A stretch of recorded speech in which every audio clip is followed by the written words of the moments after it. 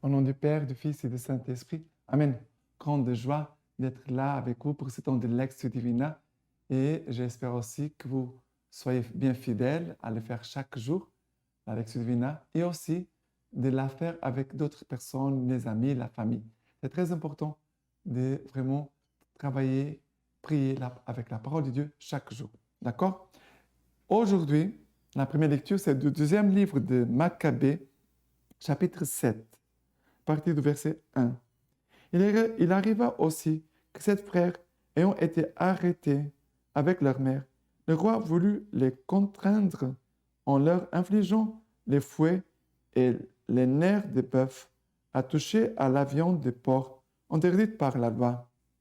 Éminemment admirable et digne d'une illustre mémoire fut la mère qui, voyant mourir ses sept fils dans l'espace d'un seul jour, le supporta courageusement en vertu des espérances qu'elle plaça dans le Seigneur. Elle exhortait chacun d'eux dans la langue de ses pères et, remplie de nobles sentiments, elle animait d'un mal courage son raisonnement de femme.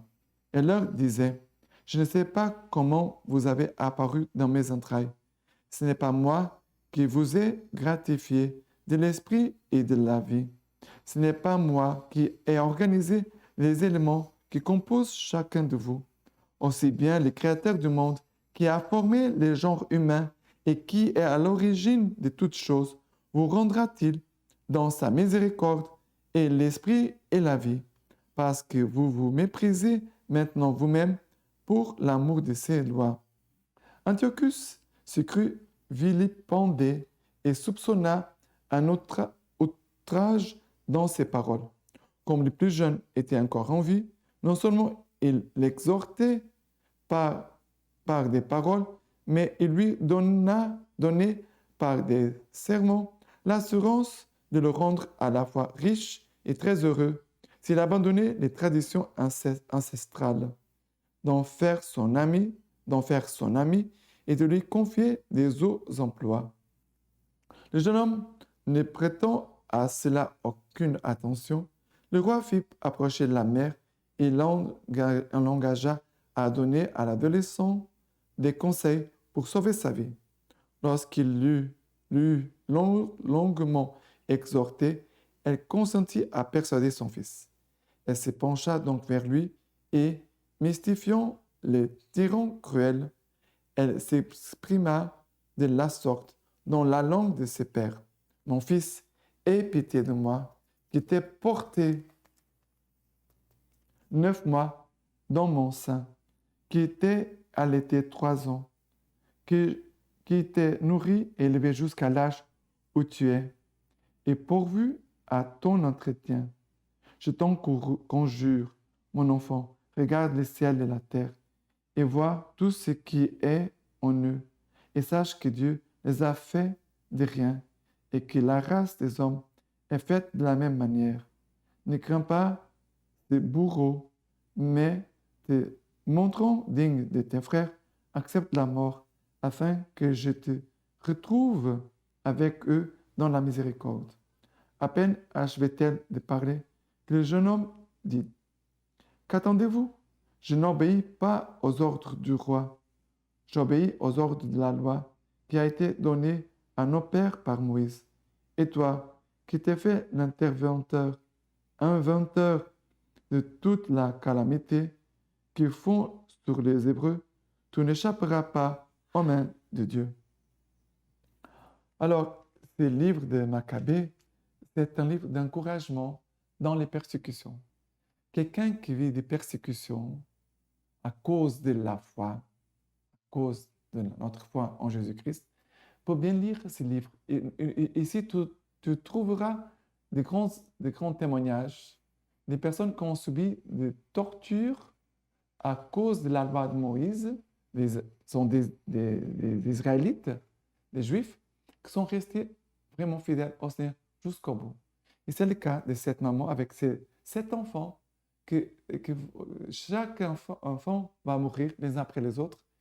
Et cette maman, à la fin, il reste encore un, le dernier, le plus jeune, et la maman va l'exhorter. La maman va exhorter son enfant en lui disant, mon fils, aie pitié de moi, qui t'ai porté 9 mois dans mon sein.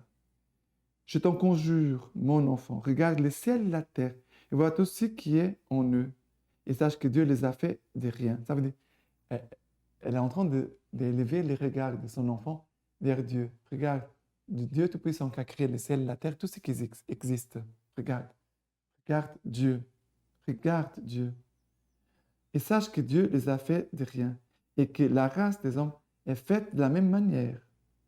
Tu as été créé par lui. Tu as été créé par Dieu. Ne crains pas ce bourreau, mais te montrant digne de tes frères, tous les autres frères qui sont déjà morts, accepte aussi la mort, afin que je te retrouve avec eux dans la miséricorde. Et c'est très impressionnant parce que ce livre ici, de Maccabée, c'est un livre dans l'Ancien Testament déjà qui parle de la résurrection. Parce qu'ils avaient l'espérance de la vie éternelle. Et pour les Juifs, ils ne connaissaient pas la résurrection parce que le Christ n'avait pas encore ressuscité. Mais ce livre, déjà, nous apporte comme une prophétie de la résurrection du Christ et aussi de notre propre résurrection. Ça veut dire qu'il nous ouvre la dimension de la vie éternelle, du ciel, que le Christ va inaugurer pour nous. Et c'est à cause du ciel et de la résurrection que nous pouvons subir notre martyre ici-bas. Soit le martyre goutte à goutte, ça veut dire que le martyre que nous vivons, que nous subissons par des petites choses, soit des frères et sœurs dans la foi qui vont même subir le martyre du sang. Ça veut dire qu'ils vont donner leur vie pour Jésus, pour témoigner de Jésus. Prions alors pour tous les frères et sœurs qui sont persécutés pour qu'ils restent fidèles jusqu'au bout. D'accord? Maintenant, le psaume d'aujourd'hui, c'est le psaume 17. Le psaume 17, à partir du verset 1. Écoute, Seigneur, la justice, sois attentif à mon cri, prête l'oreille à ma prière, point de fraude sur mes lèvres.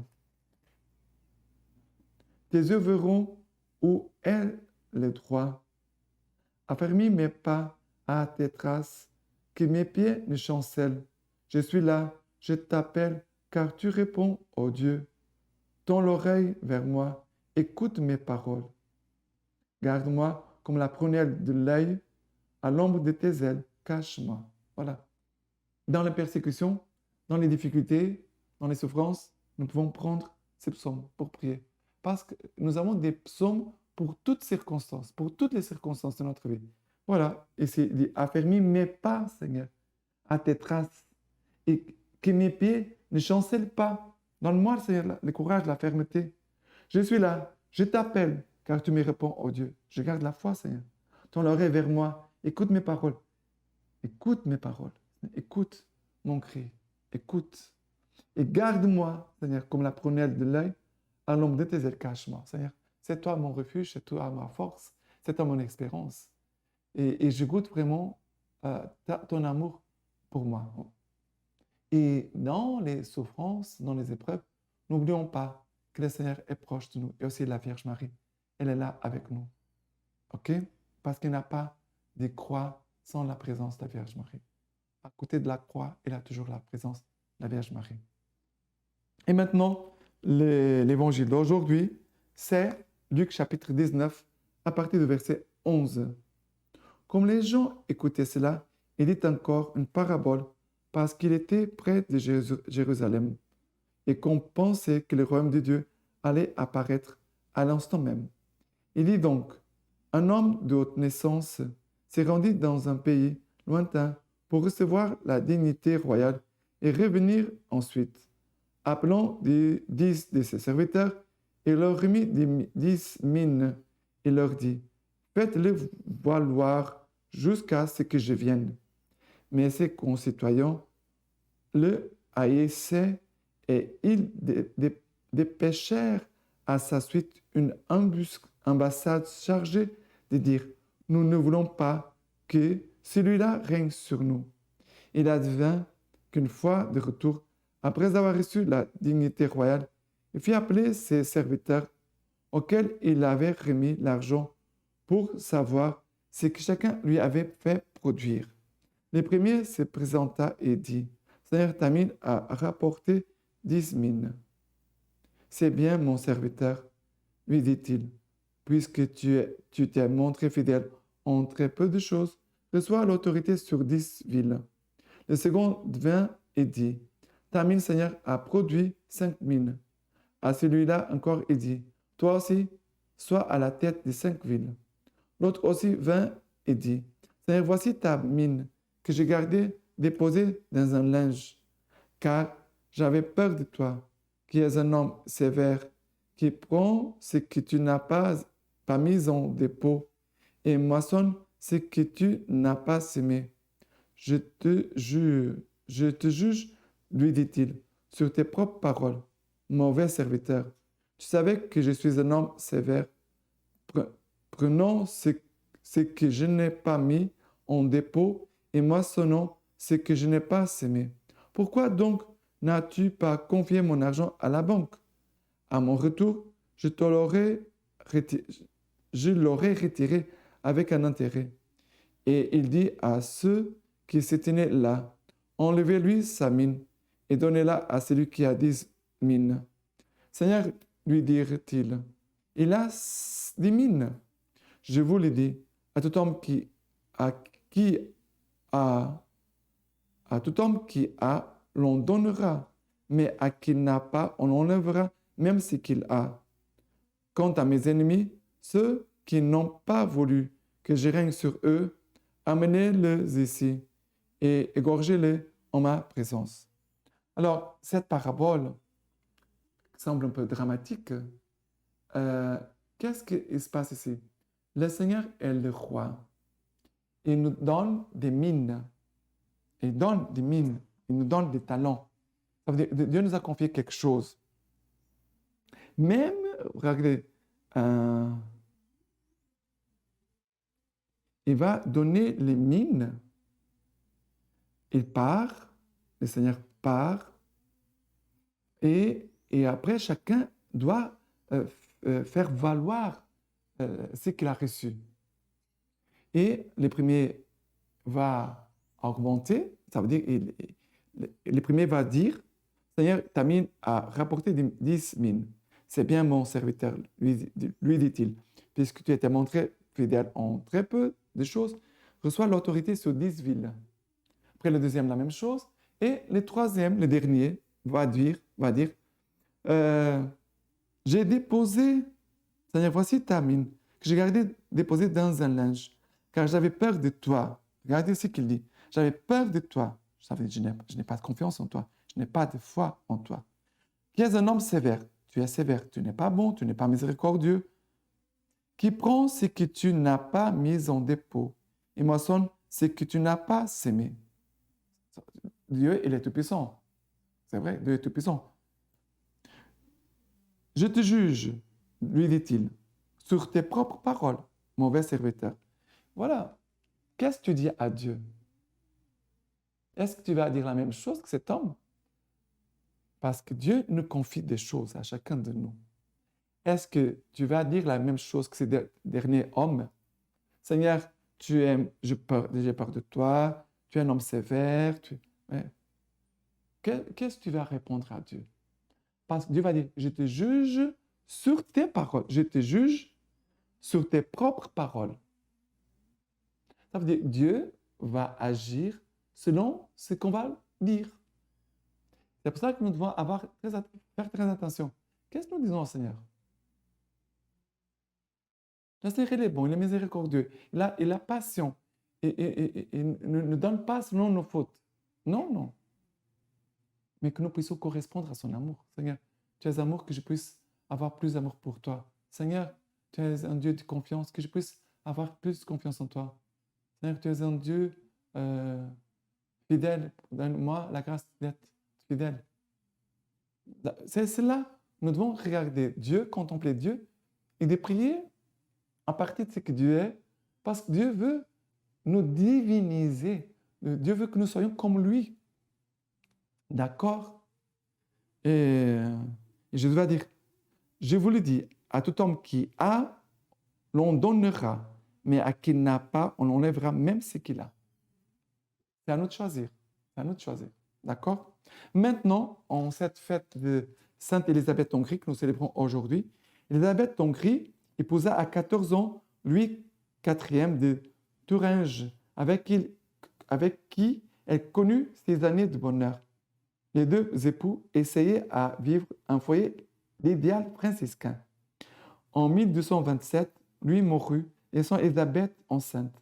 Vint alors pour elle l'appel à une vie de pauvreté où elle s'usa prématurément dans les services des plus déshérités. Et la lecture patristique nous dit ceci. Élisabeth se mit alors à manifester ses vertus. Toute sa vie, elle avait été la consolatrice des pauvres. Alors, elle devint entièrement le soutien des affamés. Elle ordonna que près d'un château qui lui appartenait, on construisit un hôpital où elle recueillit beaucoup de malades et d'infirmes. Là, à tous ceux qui demandaient l'aumône, elle distribua largement les bienfaits de sa charité, et non seulement à cet endroit, mais encore dans tout le territoire placé sous la juridiction de son mari. Et elle épuisa si bien tous ses revenus provenant des 4 principautés de son mari, qu'elle finit par vendre tous ses objets de luxe et tous ses vêtements de prix au profit des pauvres. Elle avait l'habitude de visiter personnellement tous ses malades 2 fois par jour, le soir et le matin. Ainsi, elle prenait soin elle-même des plus répugnants. Elle nourrissait les uns, couchait les autres, emportait certains sur ses épaules et leur rendait beaucoup d'autres services de bienfaisance. Son mari, d'heureuse mémoire, n'a jamais manifesté de mauvaise volonté à cet égard.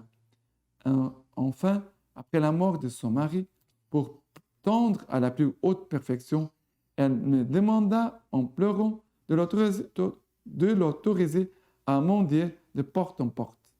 Le jour du vendredi saint, comme les autels étaient dénudés, les mains posées sur l'autel d'une chapelle de sa ville où elle avait logé des frères mineurs, en présence de quelques-uns d'entre eux, elle renonça à sa volonté propre, à toute vie mondaine, à tout ce que le Sauveur dans l'Évangile nous a conseillé d'abandonner. Cela fait, voyant qu'elle pourrait être dominée par l'agitation du siècle et la gloire mondaine de cette vie, où elle avait brillamment vécu du vivant de son mari, elle me suivit malgré moi à Malbourg.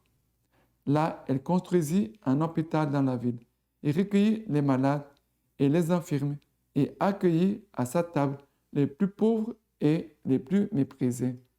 Malgré ces œuvres de la vie active, je l'ai dit devant Dieu, j'ai rarement vu une femme plus contemplative. En effet, des religieux et des religieuses, comme elles sortaient de l'oraison silencieuse, virent plus d'une fois son visage merveilleusement illuminé et ses yeux rayonnant comme le soleil. Avant sa mort, j'entendis sa confession. Comme je lui demandais ce qu'il fallait faire de sa fortune et de son mobilier, elle répondit que tout ce qu'elle paraissait posséder encore appartenait aux pauvres. Elle me pria de le leur distribuer, excepté une tunique grossière qu'elle portait et dans laquelle elle voulait être ensevelie. Ces dispositions prises, elle reçut le corps du Seigneur. Puis, jusqu'à l'heure des vêpres, elle priait fréquemment de ce qu'elle avait entendu de meilleur dans la prédication. Ensuite, en recommandant très pieusement à Dieu toutes les personnes présentes, elle expira très doucement, comme si elle s'endormait. Et maintenant, je vous laisse la bénédiction par les mains toutes pures de la Vierge Marie. Que le Dieu Tout-Puissant vous bénisse et vous garde, le Père, le Fils et le Saint-Esprit. Amen.